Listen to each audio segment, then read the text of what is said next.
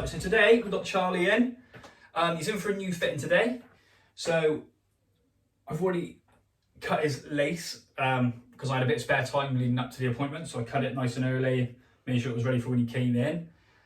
He also came in with a nice clean head for me. So it means we don't have to worry about shaving it down for him. So all we're going to do now, we're going to cut his hair, show you how to attach it, same as we usually do, showing that you use tape at the back, glue at the front. Yeah, tape at the back, glue at the front. So then we're going to do all that, get it attached and show you the end thing. No, exactly. Did you watch that, Jake Paul? I watched a little bit of the highlights. What a load of rubbish. Bit of a sideshow, wasn't it? Yeah, it's doing boxing real bad stuff. Right, so as you can see, we've placed it on. So all we're doing is we're going to do the hairline dots like we always do. So we do this for like fittings, regrooms, all sorts. We're just going to place it all the way around because like we said, we do glue at the front for Charlie. And then I'm going to roll it up. And I'm going to do 2 dots here. So these are more for me, not for Charlie, which you've heard plenty of videos. And then what we're going to do now, we're going to take it off. I'm going to go tape it up. We're going to treat his scalp with some scalp protector, which may sting. Probably won't because he shaved his head a little while ago. And any kind of adjustments we need to make, we will. So we're using, today on Charlie, we've got Ghost Bond XL, which is one he uses at home. So he gets along with this one, so we always try to use what the people get along with. Spread it around a bit like that, and then obviously we're going to paste it on.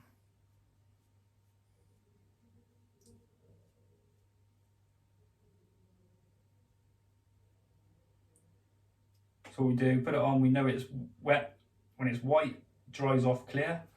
So we're going to do this layer, and we're going to do a couple more layers, just because obviously it's a fitting. I like to do a couple of extra ones just to make sure it's nice and stuck down when we go to cut it. We're going to do a lot of pulling on the hair and things like that, so we need to make sure that it stays stuck. So next time you see us, we'll be putting the system on.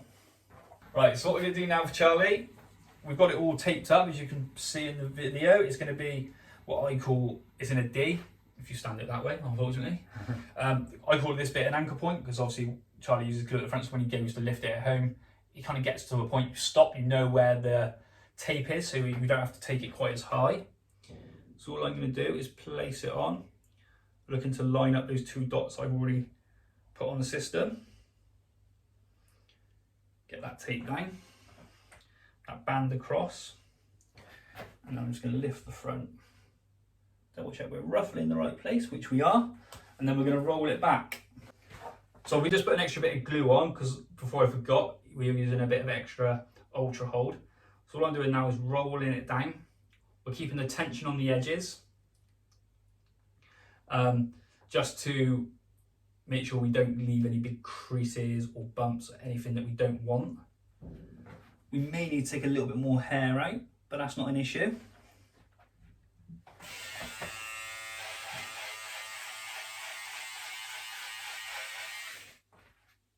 It's obviously where we put a system down sometimes, there's an extra little bit of stretch in the system when you stick it down sometimes. So all you've got to do is just adjust the template ever so slightly to make sure it fits the client's head, like so. And then we just do this, which I always do, just to double check all the edges are nice and tight and down, which they are. So next is giving him a haircut. Right, start again. Right, so as you can see, I've cut some of Charlie's hair, and we're gonna cut the top now and just finish the blend in. So Charlie's asked for it slightly longer at the back. Reason being, like I was saying, which unfortunately got deleted because I didn't, well, not deleted, I took a picture instead of a video, is because when we put a system on, obviously we do it to like a line, but obviously when you do it at home with your self-regroomers or all that, sometimes it can be like there's a little bit of wiggle room. So we like to leave it a little bit longer at the back just in case you're a little bit out, so you can cover any kind of like bits you may have accidentally shaved out, which Charlie has done in the past in one of the videos.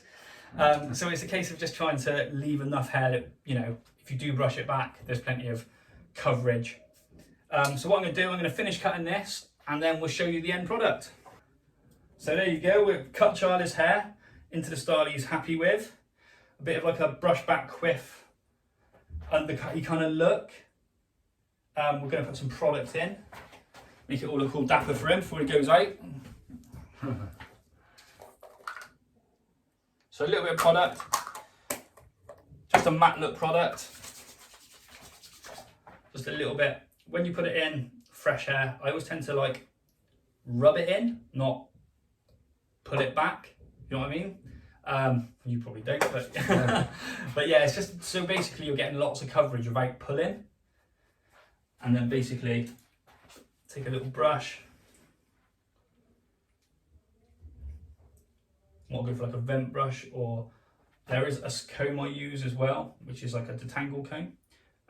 Gives it a good bit of separation when you decide to have a style like this. But there you go.